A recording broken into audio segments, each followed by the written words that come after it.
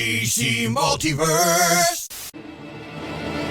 How's it going, everybody? Welcome back to the channel. Why don't you come along for the ride with me as we look at Todd McFarlane's take on Deathstroke from the DC Multiverse action figure line, many of which of the figures I've already reviewed. You can find them on my playlist. Feel free to check them out if you'd like to. I know that this figure was highly anticipated because A, Deathstroke is a very popular character in the DC universe, and B, the source material from which this one comes from, that being Arkham Origins, had a really fantastic take on Deathstroke the Terminator. So this figure comes with a trading card, his sword, and a figure stand.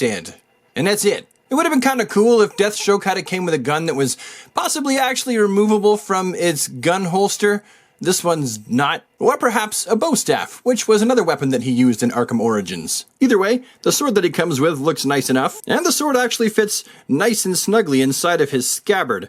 I'm not sure if in the source material the scabbard was actually only one-sided so that you could see the blade, or if that's just something that McFarlane chose to do with this figure. But it does fit really tight. The trading card that he comes with, just like always, is exactly the same image as the back of the box, with the back of the card having a small little picture, his name, and a little data file. You could pause to read that if you'd like to. If not, we'll move on to the figure, which, going slowly from his tippy toes all the way to the top of his helmet, looks really fantastic. Although I will say I do kind of feel like this one is lacking just a little bit in paint detail as far as battle damage to the suit goes. Maybe some kind of a wash over the entire figure, or perhaps some silver in the scuffs for the battle damage. And the head is pretty decent as well.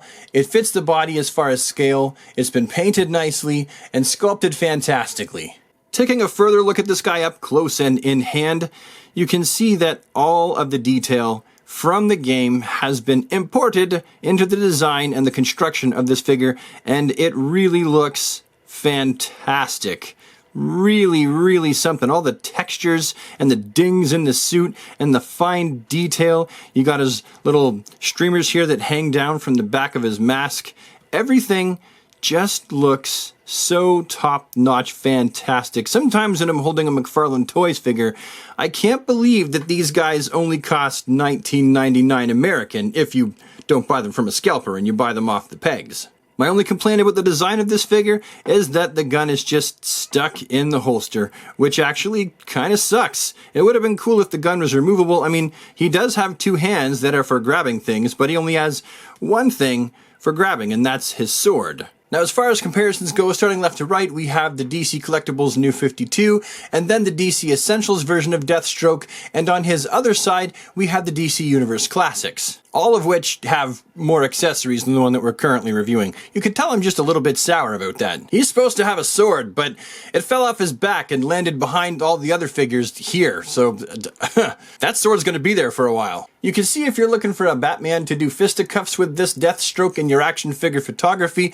the Arkham Asylum Batman will do just fine, as also will the Arkham Knight version of Batman. If you were looking to use the Arkham Origins Batman from DC Direct/Collectibles in your action figure photography for Instagram, you might need to play with perspective a little bit because you can see this Batman is actually just a butt hair too small, but you could definitely fudge him in there for sure. And now we come to the part of the video where some people fall right off and are just not interested at all, and I totally understand, while other people pay very close attention to this, and that is the articulation. Let's find out what this guy can do. So the head is on a ball peg, and it's not bad.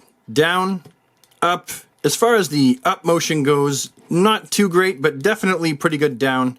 That's not a bad range of articulation. For the torso, there might be something underneath that rubber armor he's wearing, but I can't make any use of it. However, it does have a roundy, bibbly-bobbly tornado waist that clicks into place as you turn it, so that's kind of helpful. It's fairly articulated frontwards. How well does it do frontwards?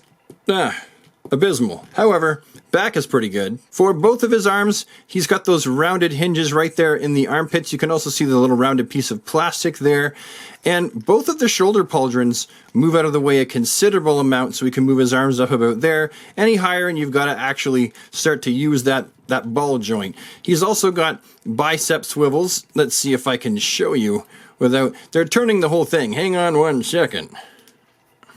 And they're black. Let me get some light on them. There we go. So he's got the bicep swivels, just like that. He's got double jointed elbows that are more than capable of crunching up and grabbing his sword. And he's got those rounded hinges right there in the wrist that most people think look really ugly, but they do offer a pretty good range of articulation. For Todd's figures, you know they've got that McFarlane groin. Now the legs open up about this far. If you want them to open up further, you kind of have to mash up his belt like that. This really does get in the way of his articulation. And there is no really this is just pretty much non-existent with this guy. As for what he's got with the knees, you can see they are double jointed knees and they do crunch up pretty good. However, I would like you to notice here that this whole thing kind of mashes together and he actually can't move them any further, but he should be able to right here. I put them under boiling water and actually softened right here and right here, the knee pad that actually mashed together, and you can get a larger range of motion, but unless that plastic is soft, that really is all you are going to get from it. And then the articulation doesn't pick up again until you get down to his ankles, which have the rounded ankle pivot ball hinges and the toe articulation, just like that. So now that we've looked at everything to do with this figure, the packaging, the accessories, the actual design and sculpt of the figure, the articulation, comparisons to others, what do I think of this guy? As somebody who played the game and really liked it, can I say that this seems like a faithful representation of the source material, something that's well articulated, excellent for action figure photography, and perfect for those who are big fans of the Arkham franchise? Or is this a blue, bronze, black, and silver Deathstroke shaped piece of barely posable plastic? Well, if you were looking for a highly articulated 7-inch scale version of Deathstroke the Terminator that would look fantastic on your shelf and in your Instagram shots, one that you can really put through its paces, make it kiss its own butt, and stick its feet behind its head, well, this one might not be the one for you. However, if you're like me, somebody who's taken it out of the package, posed it around a bunch, you've got your pictures that you want to take from it,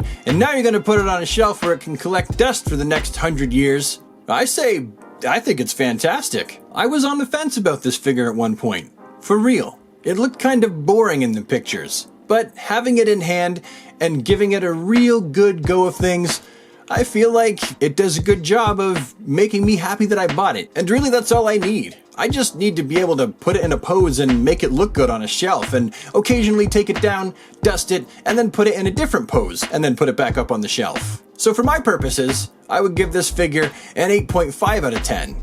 If you could find this guy anywhere locally without having to buy him online from a reseller, I say go for it. Because for $19.99 American, you can't beat it. Anyway, super friends, that's my story and I'm sticking to it. Hopefully you found this video to be an unusual, interesting, useful waste of time for the day. If you liked the video and you know it, you can click the like button.